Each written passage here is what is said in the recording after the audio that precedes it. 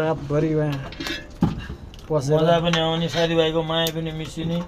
कुरा दिएर पठाइदिएँ नि मैले अस्ति टोक्नु नसकेर उहाँ कत्रो जाँदा खसी पनि भोलि कुखुरै पकाउनु पर्छ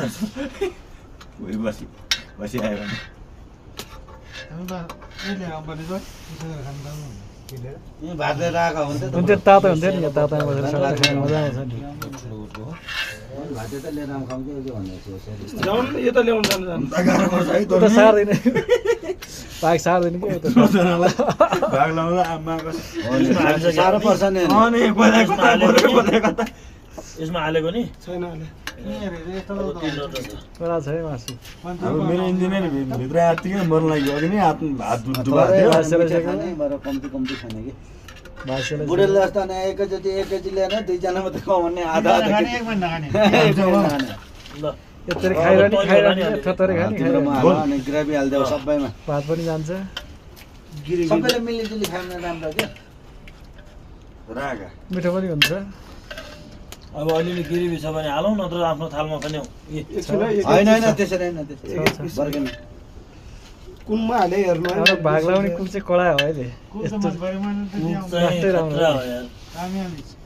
यस्तो मिलाइदिने भाग लाउने कस्तो आफ्नो थालमा पनि हालौँ हाल्दा हाल्दा जाउँ यसमा हालेछ नि हो नि ओइ त्यसरी यसो रुमा के अरे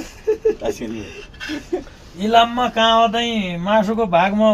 झगडा परेर काँटाबाट तौलेर पिकनिक खाथ्यो त्यस्तो दिन चित्तको पनि के पिकनिक आएको जाँठाहरू कहिले अनि न्युजमै आएको थिएन त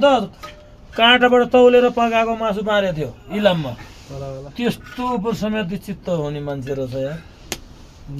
त्यसले तलमाथि के हुन्छ त मान्छे सानो चित्तको मान्छे हो अनि एउटा कुखुरा काटेको 18 जना कतिजना भयो यार कसरी बारेको थियो एउटा मगाले रिसाएर कम्ती भयो भने लास्टर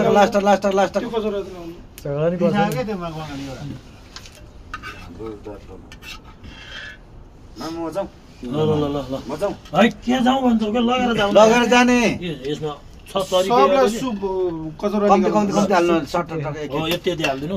यिनी मस्तै आत्तिया छन् ल ल जाऊ भन्नु मस्तै आत्तिएको छ नि म